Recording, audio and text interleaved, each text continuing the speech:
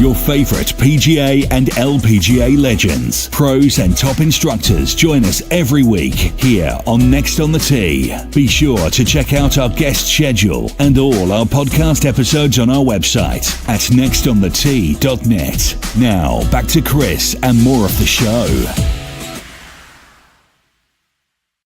This segment of the show is brought to you by the PGA Tour Superstore. See why golfers everywhere are proud to call PGA Tour Superstore their golf pro shop. Visit them online at PGATourSuperstore.com. Now back to Chris and more of the show. And now back with me here on the French Lick Resort guest line is former PGA Tour pro Richard Zokol. And let me remind you a little bit about Richard's background. He's from Kitimat, British Columbia, which is on the coast in the central part of the province. Played his college golf at Brigham Young from 1977 to 1981, where he helped them to first or second place finishes in the Western Athletic Conference all 4 years he was there. He finished second in the national championship in 1980. Richard won the International Champions Tournament over in Morocco that year, and then he came back and helped captain BYU to the 1981 National Championship. And in 2009, that 81 golf team was inducted into the Brigham Young Athletics Hall of Fame. Richard won the 1981 Canadian Amateur Championship by one stroke over Blaine McAllister in a sudden death playoff. He then turned pro. Among his other wins were the 1982 British Columbia Open and the 1984 Utah State Open. On the PGA Tour, he won twice in 1992 at the Deposit Guarantee Classic and the Greater Milwaukee Open. 2001, he won on the Web.com Tour at the Canadian PGA Championship. That year, he was inducted into the Canadian Golf Hall of Fame.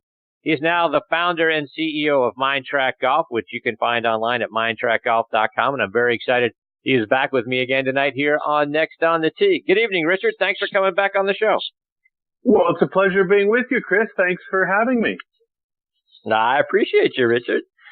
So before we get into all the stuff going on out on the PGA Tour, I know you're out in Kansas City right now visiting with the players on the Web.com Tour about Mindtrack Golf, which can help all of us, not just tour players, detach emotionally from our results and focus more on performance. So talk about what Mindtrack does. Well, yeah, thank you very much for that. I appreciate that. Mindtrack Golf is a company that I founded, and what it is, it's a software platform where you use, and the whole use on the golf course. And right now we are in our beta testing stages. So it's not in commercial launch. You can't buy it. You can't use it yet. We're just testing it out. But where we're heading is we want to make sure that, and particularly when, like, I'm out on the Web.com Tour this week in Kansas City, and I'm introducing it to some players, and Mike Weir started using it 2 weeks ago in the San Antonio event. I got Rob Oppenheim signed up to try it out. And what really matters, Chris, is, these young players in the Web.com Tour, and quite frankly for the PGA Tour as well, the development, the big determining factor whether you're going to make it or not, as a professional golfer, if you've gotten to the Web.com Tour, is not your physical talent. All these kids are great players. The real determining factor is what's going on in their mind. And if they have their head on straight and they don't get ahead of themselves, if they learn to play in the present moment, they're going to increase their chances of being successful. And Mindtrack Golf is all about that. It's that missing piece of psychology that all golfers who take this game seriously have a tendency to just amp themselves up, they get ahead of themselves, they get out of the present moment, and they make the game, they make a lot of mistakes, they make the game more difficult, and our protocol conditions the player to get in the present moment, and that way they can play their very best golf, no matter what level of player they are. So to that end, Richard, and I don't want you to give away any secrets and that sort of thing, but how does it help us stay in the moment? Because even for players, of my level and the recreational player, right? If we start to play either really well or really badly, particularly really well, right? Hey, I've made 5 pars in a row. I could shoot even par on this, 9 if I just keep. How does it help us stay in the moment so we don't screw ourselves up by looking ahead? It does it because of how we condition ourselves, and all golfers are the same. So, and we become over time emotionally attached to the result.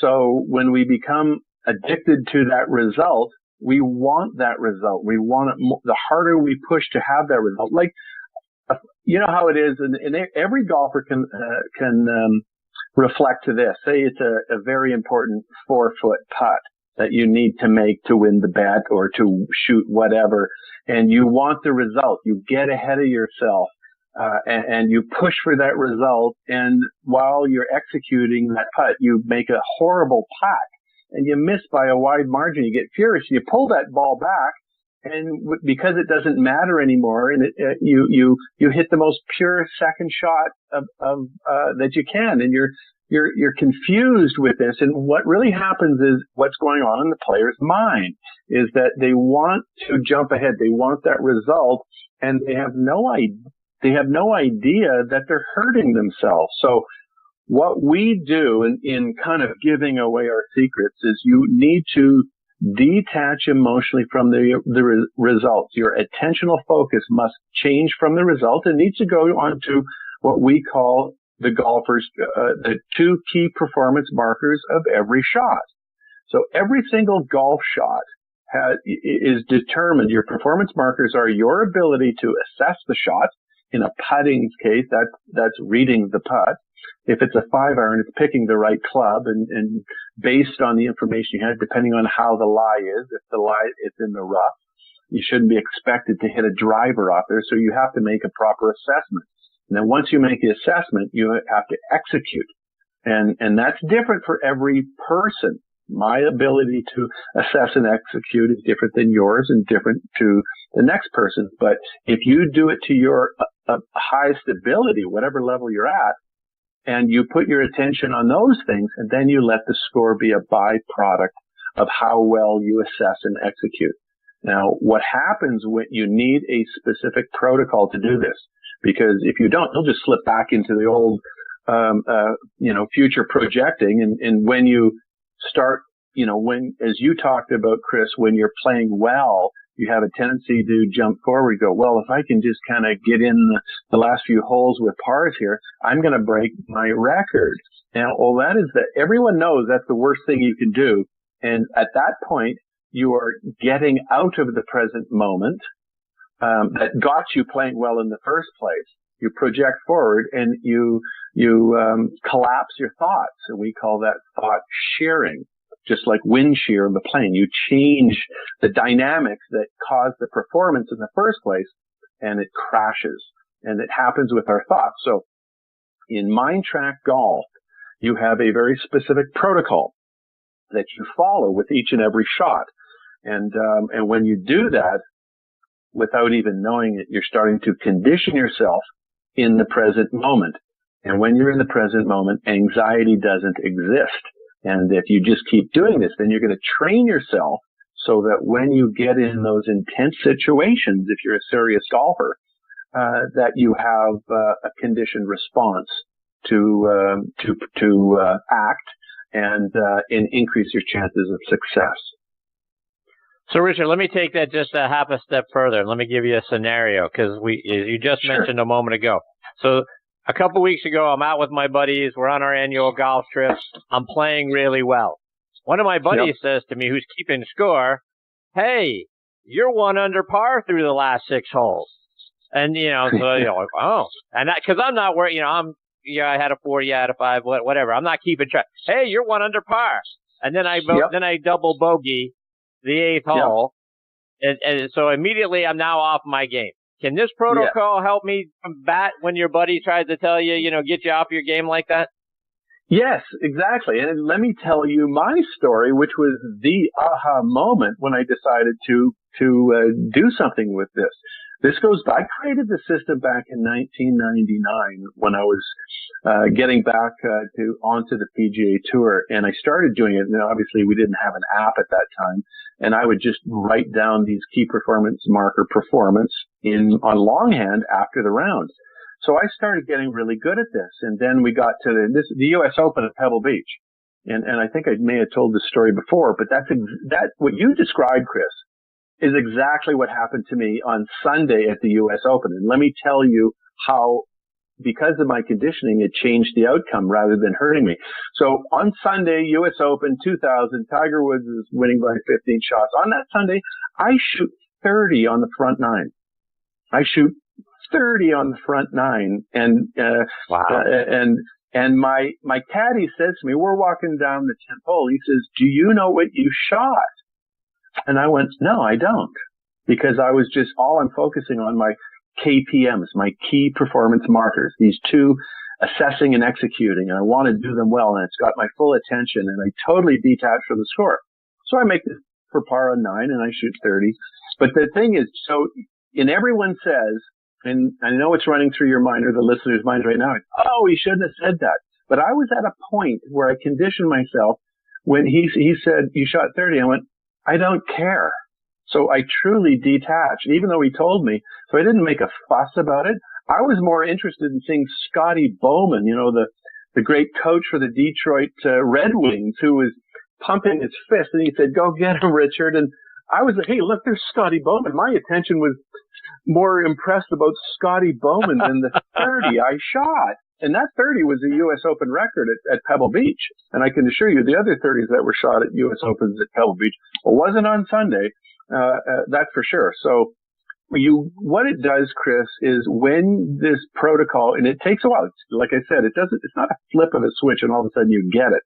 We golfers, and I include myself in there, have been down the rabbit hole, and we've been conditioned for a while. So when your buddy told you, I mean, it may have been his ploy on purpose to disrupt you. And what more powerful way that once he told you your score where you were, it didn't matter to you and you were able to keep that performance. That's what MindTrack does. You're able to control the situation. Your protocol brings you into the present moment. And so when you have a visit to the future, if you jump out to the future and say, well, I'm doing this, then you don't freak out and you don't change. Now, this type of thinking, and what I say to these young guys on the web.com tour, I say this to any young guy who wants to be a good golfer or play professionally. Because all these guys have the ability, and if they have it, and seriously, the determining factor on whether they're going to make it or not is what runs through their minds. And if they want to be a champion, they better get their mind together, or else they're in for a rude awakening. Well, I certainly can't wait to get on the program, because I could certainly use that, and it probably would have made a huge difference in the rest of that round for me. So let me tell you. Let me tell you where I'm at with the company. So we're beta testing it right now. So you can't download it. It's not for commercial launch. And I'm going to go through this period for another month or two, and I'm just testing it now with some professional golfers. I'm going to be doing the same thing at the Canadian Open. I'm going to go to the Canadian Open, and I'm going to introduce it to the players out there. And then we're going to take this evidence. See, I have to get the evidence what the market says it does. Like, is the user experience simple? It has to be simple, or else no one's going to use it. Is it worth it? Does it improve your game? Does it calm you down? All these questions. So when I collect all this information, then I've got to put it back into our company's information. So when we go out to raise more money, because I got to get this product into an Android product, because it's only available in an Apple product at this point. And before we commercially launch, and it's not inexpensive to write this software and put them in these apps. So I've raised the capital to do it, and the company is very well sound, and we're doing very well with it. But we'll be continuing this growth and introduction to all the other industry leaders and stakeholders. I want them to be aware of this, because I think this is it's an area of game performance, Chris, that really is untapped, and it not only works for the professional golfer, but it works for the amateur golfer as well. And it really doesn't matter what level you play at. What really matters, and is key, is if you take this game seriously and you want to perform and have some anxiety issues, that's when this product will serve you well. Well, I'm certainly looking forward to it. So like I say, I'm going to be sticking close to your hip to figure out when this is available. Okay. Richard, I want to switch gears a little bit. I want to go back to the Masters and get your thoughts on the tournament. It sort of fell into Tiger's lap when all of the leaders hit their tee shots into Rays Creek on number 12. And I saw your tweet about advice that Byron Nelson gave you about how to play the 12th hole. Do you mind sharing that story? Sure, absolutely. I played in the Masters in 1993 after my win in Milwaukee got me in the tournament. And I got to know Byron. I was very fortunate to play an outing in Banff, and every year the Oilman's tournament, they'd bring in Byron Nelson and they'd pick some other dude from the PGA Tour. And I got to know Byron. He was just a very warm person, and he really enjoyed when younger people would come and ask for his advice. I picked up on that. And so, we stayed in touch and so forth and exchanged pleasantries. And then at the Masters, I'm coming down in the second round and I'm right on the cut line. And obviously this is the first time I played in the Masters. And as a veteran, a journeyman player out there, I want to make the cut. I want to play the weekend. And I'm on the 12th hole and I'm right on the cut line and I hit 2 balls in the water just as we saw back, the pin was on the right side. And it just totally confused me because you're trying to pick up on the wind direction. You look to the left and see the pin on the 11th blowing one way, and you see the pin on 12 blowing another way. And I hit 2 balls, make a 7, miss my chance to make the cut. So I'm in the clubhouse after, and Byron's there, and I sit down and I said, Mr. Nelson, I said, can I hit 2 balls in the water on 12. What's the deal with that hole? Why is it so difficult? And he says, well, Richard, what I do is I watch that, off the trees off to the right of the tee. You have to watch the Spanish moss because it's very light in the trees down in the south, and you pick up the wind. Forget about what the wind's doing on the green on 12 because it's causing it to swirl around that pocket. Be doing something else, and don't look at the flag on 11. Just look at the Spanish moss hanging from the pine trees and go with that. And then whatever you decide to do, you have to hit a right to left shot over that bunker. He says, because if you hit a left to right shot or in a fade for a right-handed golfer, or you got to hit a draw. So if you're, hitting your right-handed golfer, you're hitting that draw, the draw will penetrate that wind a lot better than a fade would. And the fade has a tendency to go higher and not have the drive through the air, so the wind can't affect it. So that's what we saw. We saw the balls that went in the water on the weekend with Tiger were the shots that were to the right of the bunker, meaning that they were on line with the pin. And Tiger's ball went over the bunker. And so that was kind of his experience. Tiger knew that. Tiger wasn't going for that pin. Had the leader was 2 shots back, he was going to play his shot, and his discipline was to hit it over that bunker.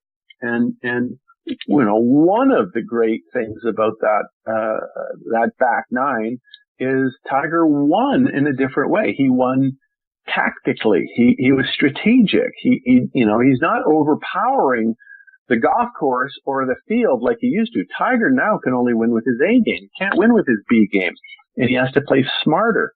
And that's the beautiful thing about it is how he had to play, and he won through attrition, and that was a very key moment.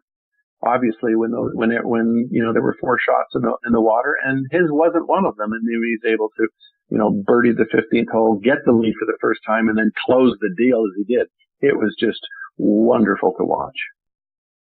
Richard, one more before we let you go, and we've got the PGA Championship coming up here in a couple of weeks, and your best finish in a major was a tie for 14th at the 93 PGA at Inverness Club there in Toledo, Ohio.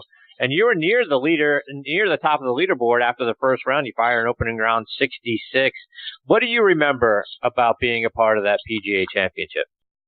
Well, at Inverness, what a beautiful golf club. I love, Inverness in Toledo was great, and I was playing well. And I remember that well because, first of all, I needed to finish one more place lower, one shot lower would get me back to the Masters to qualify. And I wanted to continue to play in, multiple Masters. But what really stands out in my mind, that particular major, is I got paired with Hale Irwin on Saturday and Sunday, and he was playing well, and I was playing well. And Hale Irwin is a tough dude, and he doesn't really give you much, and he respects people who play well. And I remember I caught his attention and because of my play. And that was one of my proudest moments that I was able to get, a player like Hale Irwin to kind of tip his hat to you as a player. Hale was one of the toughest dudes there was. He was a tough competitor, and he was focused and driven. And I remember that. And from that point on, walking through the locker rooms and that, and Hale would go, "Hey, Richard, how are you?" And it was a breakthrough moment for me as a journeyman player, Chris.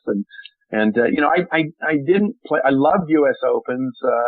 I played really well in the U.S. Open at Pebble in '92. I didn't have a round over par. And then I remember playing in the final group with Paul Azinger, and that's when the wind blew up and it came up, and the average score was just off the charts. I shot 80 that day. Azinger shot 80 that day. That was a pretty good score because the wind was blowing 40 out there. And then the other U.S. Open I played at Pebble in 2000, I barely made the cut and had a poor third round, but then I had that 30. So I wasn't able to really put it all together. And I wish I got myself into contention in majors more than I did, but it wasn't the case. But I do have some fond memories. And Toledo in 1993, when Paul Azinger won, was one of those. I really enjoyed playing well in the major championship. Richard, before I let you go, remind our listeners how they can stay up to date with all the great things you're doing. Follow you on social media, and how I can stay attached to your hip with respect to the Mindtrack app. Well, the Mindtrack Golf, and at MINDTRAK Golf. Mindtrack is with no C. Mindtrack Golf. Look at our website. There's some interesting stuff in there, and just stay. I ask your listeners to keep an eye out for it. We're not there yet to commercial launch, and anyone can reach me and follow me on Twitter at Richard Zokol. So, but love to stay in touch with you, Chris. I love these discussions we get into, and the stories. I think they're important, and it takes me back a long way. So I do appreciate it very much. I appreciate you very much, Richard. Thanks for your time tonight. Thanks for coming back on the show. I look forward to catching up with you again soon, and hopefully around the time you're ready to release Mindtrack, we can get you back here and talk all about it. Thanks so much, Chris. Really appreciate it. Take care, Richard. That's the great Richard Zokol, Zokol, at Richard Zokol on Twitter. He's a great follow, by the way, and a lot of great stories, and some of the things like that Byron Nelson story out there on social media. So be sure to follow him, and I'll get him back on here as soon as I can. I'll be watching out for that Mindtrack app because, like I say, it's something I could use, and I'm sure many of us can use about making sure we're staying in the moment and not getting ahead of ourselves. So thanks to Richard for his time and being a part of the show again tonight.